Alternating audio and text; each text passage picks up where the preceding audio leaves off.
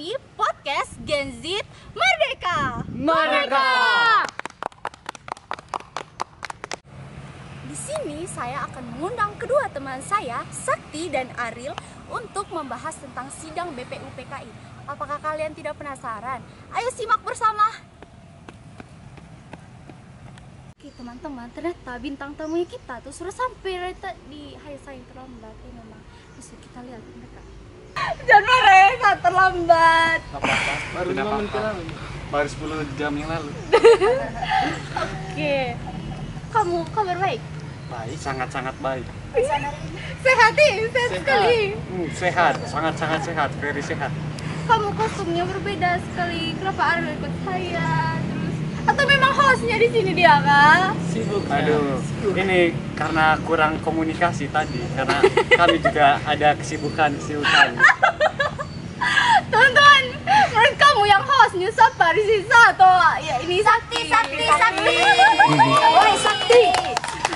Tidak ya teman, saya tetap hostnya. Oke.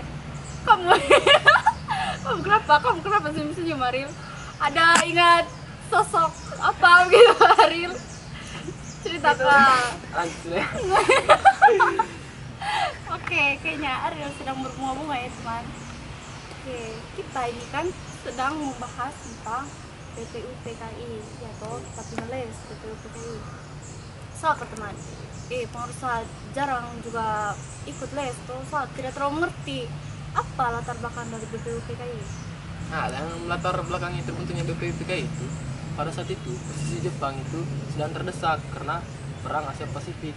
Nah, mereka di situ mempunyai ide untuk mengambil simpati Indonesia dan membentuk BPUPKI dengan janji memberikan kemerdekaan itu ke Indonesia.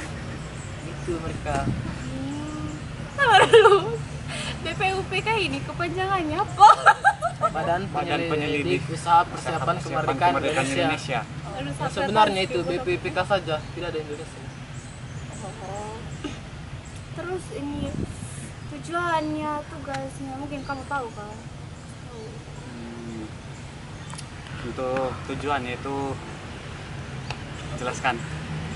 Tujuan utamanya mereka itu untuk mengambil simpati Indonesia supaya dibantu. Itu. Kalau tugasnya itu, tugas BPUPKI itu menyelidiki berbagai hal yang terkait dengan persiapan kemerdekaan Indonesia. Ada juga mereka punya membahas tentang dasar-dasar negara, membangun panitia-panitia kecil untuk membantu panitia 9.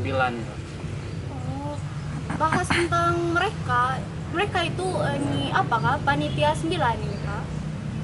Hah? Mereka yang casting dari oke. Panitia 9 itu ada siapa sih?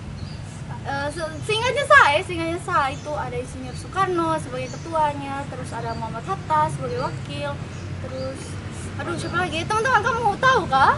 Ada Abdul Kahar Muzakir bukan? Iya, Oh, iya. iya, terus Sama ini ada Salim. Marimis. iya, Nah, terus ada si Marimis. ini Supomo. Muhammad Yamin. iya, Muhammad Yamin. Wahid Iya, terus ini ya pokoknya itulah. Iya, mereka semacam apa memang ini. Terus kok panitia kecilnya itu apa masih tergolong dari panitia 9 kah? Maksudnya orang-orang yang tetap dari panitia 9 kah atau memang ada orang-orang dari luar? Ada beberapa dari luar. Mereka itu untuk mereka diciptakan.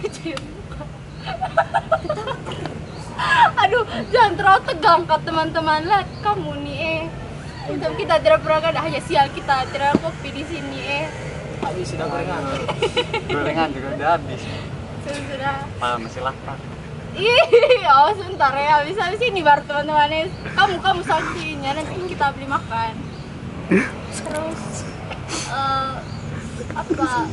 Kan sidang BPUPKI ini kan ada 2. Terus sidang BPUPKI pertama dan juga sidang BPUPKI yang kedua. Ini sidang BPUPKI yang pertama dan kedua ada perbedaan kah? Coba kamu kasih jelas. Jelas ada perbedaannya di mana itu sidang BPUPK yang pertama mereka itu membahas tentang rumusan dasar negara. yang dilaksanakan pada tanggal 29 Mei sampai dengan 1 Juni 1946 di Gedung Pancasila. Nah, pada saat itu para tokoh-tokoh terkenal seperti Insinyur Soekarno, Muhammad Yamin, dan Dr. Supomo itu menyampaikan mereka punya saran tentang rumusan dasar negara. Nah, setelah mereka sampaikan tuh, nah berikutnya itu ada tugas dari Panitia 9 untuk merangkum semua itu dan untuk apa? Cari yang poin-poin penting saja. Nah, setelah dikaji semua, dapatlah 5 poin penting. Yang pertama itu ketuhanan dengan kewajiban menjalankan syariat Islam bagi pemeluknya. Yang kedua, kemanusiaan yang adil dan beradab. 3, persatuan Indonesia. 4, kerakyatan yang dipimpin oleh hikmat kebijaksanaan dalam permusyawaratan dan perwakilan. 5, keadilan sosial bagi seluruh rakyat Indonesia. Nah, Itu untuk sidang pertamanya ya. tapi setelah itu beberapa saat kemudian itu mereka mengubah lagi karena beberapa tokoh itu tidak menerima yang poin pertama dan mereka mengubahnya menjadi ketuhanan yang Maha Esa. Nah, pada tanggal 1 Juni pun itu kita peringati sebagai hari lahir Pancasila. Betul sekali. Terus kalau berkaitan dengan sidang kedua ini, Kalau sidang kedua itu mereka itu membahas rancangan-rancangan undang-undang dasar, terus ada bentuk-bentuk negara, ada wilayah, terus setelah itu ada kewarganegaraan juga. Nah, setelah itu ada juga sistem pemerintahan di dalam itu juga. Jadi ada ini juga unitarisme dengan ada federalisme kalau tidak salah. Terus selain itu juga di sidang kedua ini tuh dibahas juga tentang ekonomi, keuangan, pendidikan, pertahanan. Terus ada juga di situ ada Panitia yang beranggotakan 19 orang, tidak salah. ada juga nanti itu apa pas tanggal 11 Juli itu 1945 ada nih panitia kecil yang beranggota 7 orang dipilih untuk merancang undang-undang dasar 1945 yang diselesaikan pada 14 Juli kalau tidak salah. Itu ada juga rancangan tersebut juga meliputi apa nih apa tuh? Pernyataan kemerdekaan. ya, pernyataan kemerdekaan juga dengan apa lagi ya? Ya pokoknya itulah ya. Oke, sebelumnya Isa mau kepo sedikit lah. Kamu tuh akan sudah tahu Panitia 9 itu, terus mereka punya kesibukan pada saat sidang pertama dan sidang kedua itu bagaimana? Iya toh, tuh ini kira-kira menurut kamu itu mau jadi siapa dari antara Panitia 9? Itu ya Kak, yang menjadikan kamu bagaimana ya? Sebagai tokoh idola. Kayaknya Soekarno lah. Iyalah Soekarno. Oh, dua-duanya Soekarno. Karena dia kan di situ dia kayak begini, tidak mengambil satu pandangan saja, dia mengikuti pandangan-pandangan orang lain juga. Di mana itu kan ada yang menolak apa yang poin pertama tadi yang saya sebutkan itu karena Indonesia ini tidak memiliki satu agama saja. Iya, betul sekali. Harus toleransi ya. Toleransi juga. Yes. Oke.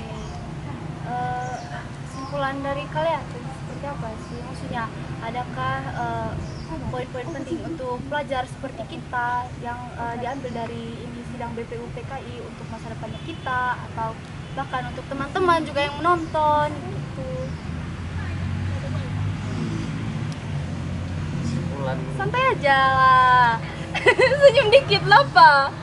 Kesimpulan itu saja untuk pembelajaran seperti apa ya? Aduh, mereka ngeblank teman lah, kayaknya pengaruh kurang minum nih. Aduh, mungkin kesimpulan yang bisa kita ambil dan pelajari itu kita rakyat Indonesia itu tidak boleh begini egois karena kita di sini itu beragam. Jadi sebagai rakyat Indonesia itu kita harus bersatu untuk mempertahankan Pancasila yang telah dibentuk tambah. sama Wih, pulang tahu. kiti. Mati ini Kiri. Tunggal Ika. Berbeda-beda, Saya tambah juga, tapi saya tambah. tetap satu. Sama. Oke teman-teman, di sini melihat dari waktu juga cukup sampai di sini saja. Terima kasih banyak buat bintang tamunya kita hari ini, Sakti dan apa sudah Azril. Oke, keren ya teman-teman. Azril siapa? Mewing dong kak, mewing dong. Aduh, tidak bisa itu. Bisa lah.